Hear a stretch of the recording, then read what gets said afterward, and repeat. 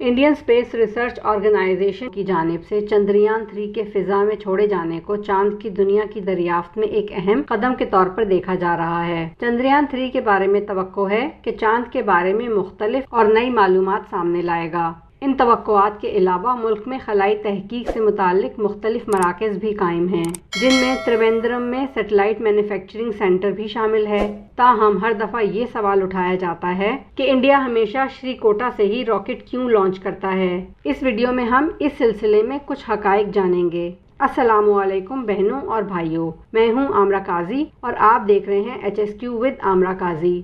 Indian space research organisation के लिए आंध्र प्रदेश के ज़िला नेल्लोर के श्रीकोटा में वाक़ सतीश धवन स्पेस सेंटर इतना अहम क्यों है और इंडिया हमेशा यहीं से सैटेलाइट क्यों लॉन्च करता है, इसकी चंद निहायत ही अहम वजूहात हैं जिनकी बिना पर श्रीहरिकोटा से स्पेस एक्सप्लोरेशन के लिए रॉकेट लॉन्च करने का इंतखाब किया जाता है।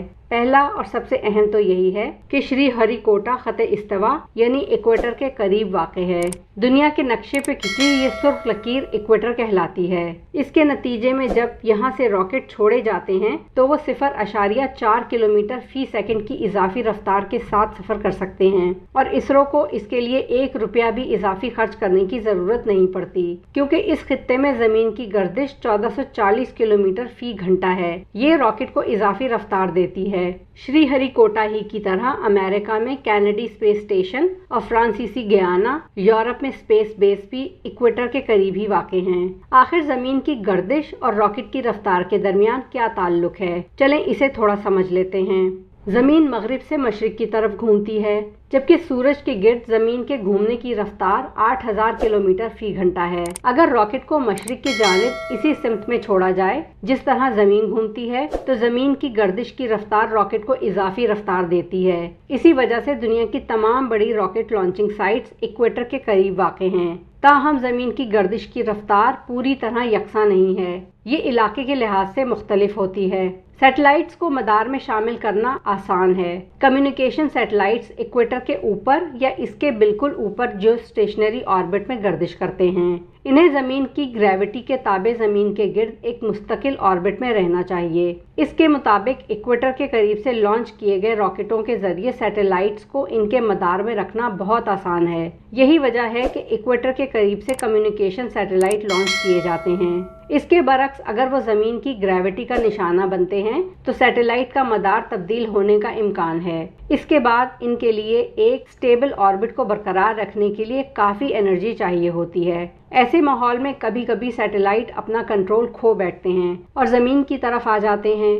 फिर इस बात की कोई गारंटी नहीं होती कि रॉकेट लॉन्च पैड से टेक ऑफ करने के बाद मंसूबे के मुताबिक बराह रास्त खला में सफ़र करेगा। बाज़ औक़ात रॉकेट टेक्निकल रीजंस और हादसे की वजह से रास्ते से हट जाते हैं। ऐसे में रॉकेट टुकड़े टुकड़े होकर ज़मीन पर गिरते हैं, जिसके नतीजे में शदीद जानी नुकसान का खदशा होता है। लेकिन श्रीहरिकोटा के इलाके में कोई बड़ी आबादी या मकान नहीं है। इस पानी में घिरे हुए मकाम से दागे जाने वाले रॉकेट अगर गिरकर तबाह भी होते हैं तो इनके टुकड़े समंदर में गिर जाते हैं, जिसके बायस जानो माल के नुकसान से बचा जा सकता है। इंडिया की हज़ारों किलोमीटर साहिली पट्टी में श्रीहरिकोटा खलीज बंगाल के करीब मशरिकी साहिल पर वाक़ है। इसके अलावा रॉकेट लॉन्च करने के लिए बड़ी मिकदार में मशीनरी और आलात दरकार होते हैं। इनमें से कुछ को बैरून मुल्क से दरामद करना पड़ता है। इसी वजह से रॉकेट लॉन्च पैड इन इलाकों में कायम किए जाते हैं जो नकलो हमल के लिए आसान हैं। लिहाजा श्रीहरिकोटा सड़क और पानी की आमद और रफ्त के लिए भी एक मिसाली मुकाम है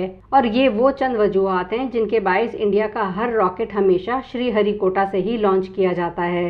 यकीनन इस वीडियो से आपकी मालूमात में इजाफा हुआ होगा। इस सिलसिले में अगर कोई सवाल हो तो नीचे दिए कमेंट सेक्शन में ज़रूर करें। वीडियो पसंद आई हो तो must like, share and subscribe. अल्लाह हाफिज़।